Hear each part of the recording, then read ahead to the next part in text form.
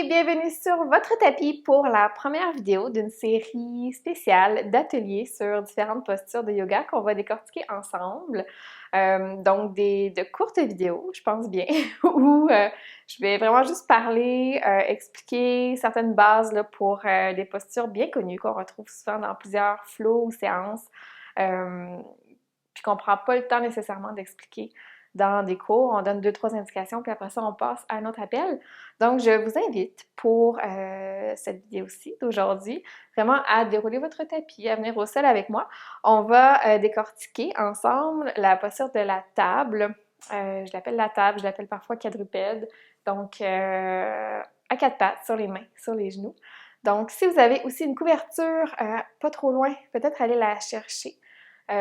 Pas essentiel, mais on va passer un petit moment sur nos genoux, donc ça peut être plus confortable. Puis moi, quand j'ai le temps, quand je sais que je fais des séances qui sont plus longues, j'aime ça quand même aller me munir d'une petite couverture.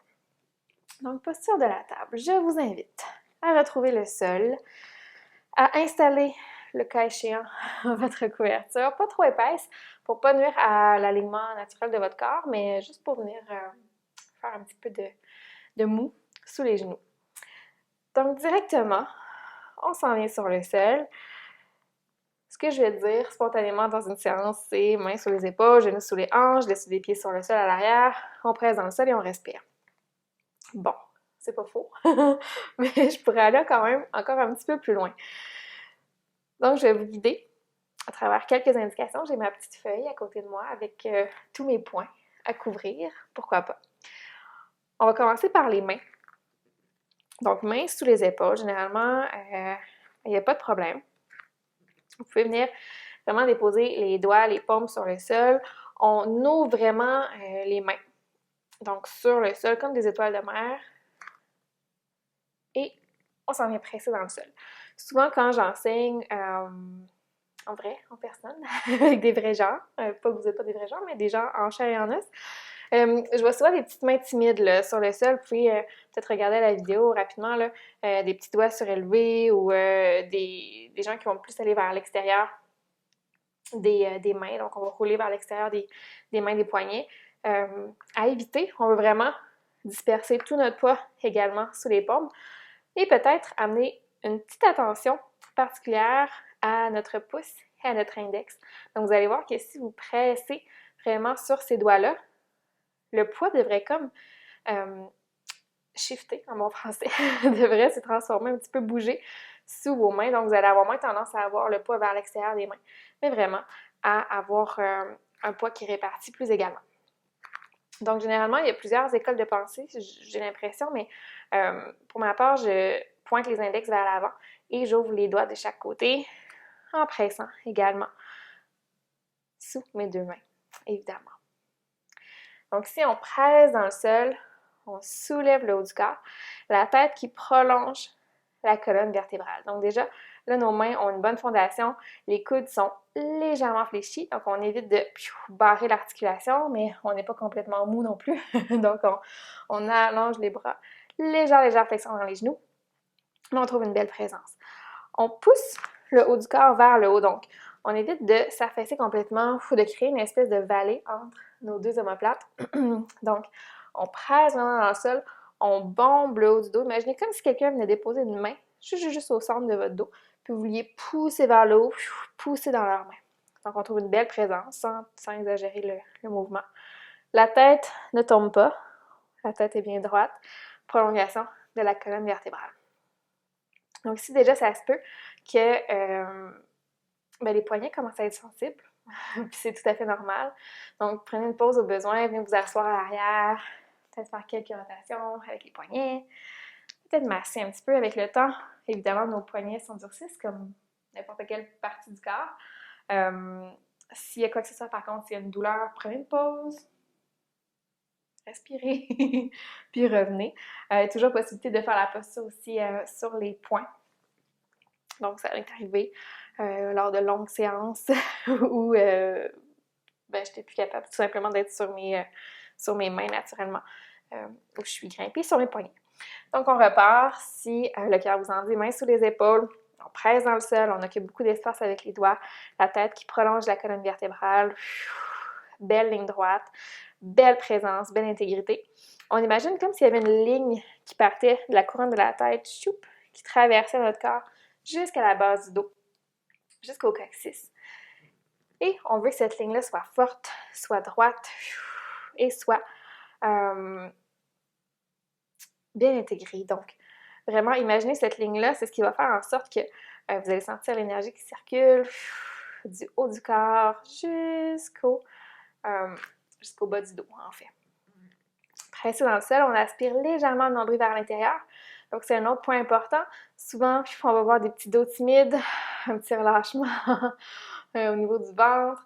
Donc, là, ici, il n'est pas question d'aspirer pour avoir l'air plus mince, là, c'est pas ça l'idée. C'est vraiment juste, zoup, de presser tout ça vers le haut, d'aspirer légèrement l'énergie vers l'intérieur, pousser, aspirer le nombril vers le haut, et de façon à avoir un beau dos droit, une belle présence.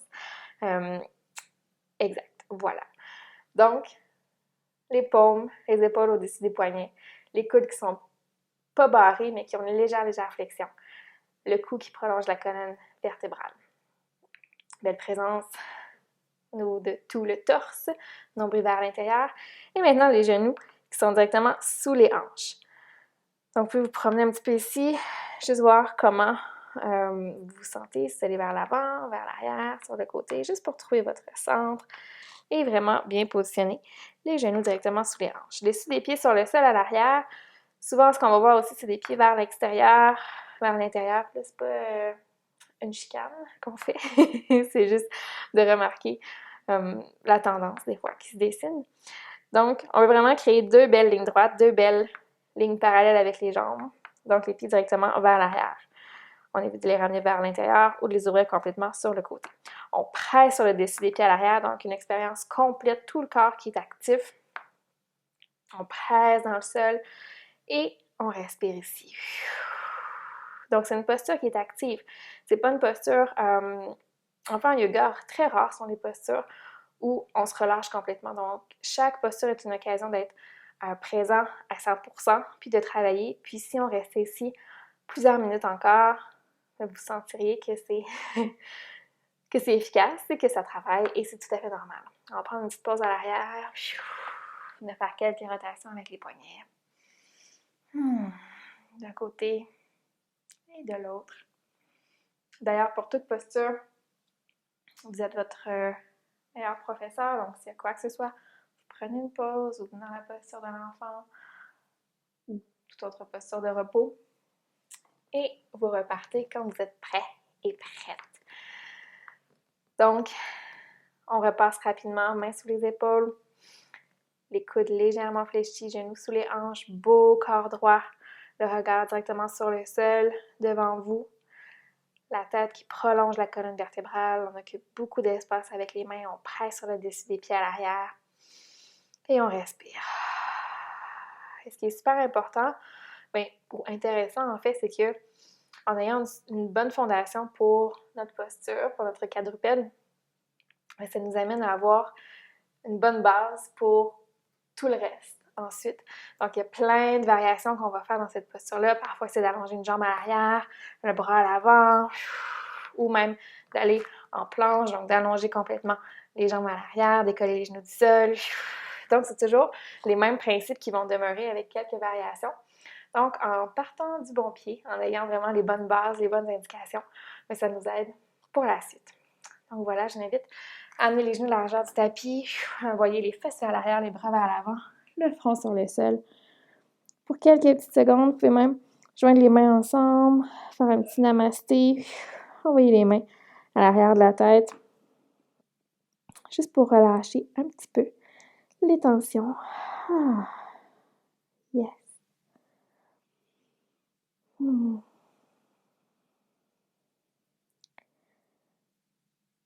Pendant que vous relaxez ici, je conclus donc en vous disant que c'était quelques indications pour faire une belle posture quadrupède, puis remonter tranquillement. C'est certain qu'on pourrait passer des heures sur chaque posture. On va prendre le temps de les décortiquer, sauf que je crois que ça vous donne déjà un bel aperçu si dans vos séances, quand vous allez pardon, dans des classes en studio, puis que vous vous retrouvez dans la posture, faites-vous-en pas besoin de penser à tout ça. Le but, c'est aussi de vous détendre puis de relaxer. Pour ma part, par contre, si vous pouviez garder certains principes, je trouve que c'est une posture qui est super enracinante. Donc, si vous pouviez penser vraiment à occuper beaucoup d'espace avec les mains, juste vous assurer que l'alignement est bon, les épaules directement au-dessus des poignets, genoux sous les hanches, beau dos droit, puis d'éviter de relâcher la tête. Je pense que ça peut être un super bon début, puis avec le temps, ça va venir tout naturellement. Puis joindre les mains ensemble, près du cœur. Je vous remercie pour cet atelier et au plaisir. Namaste.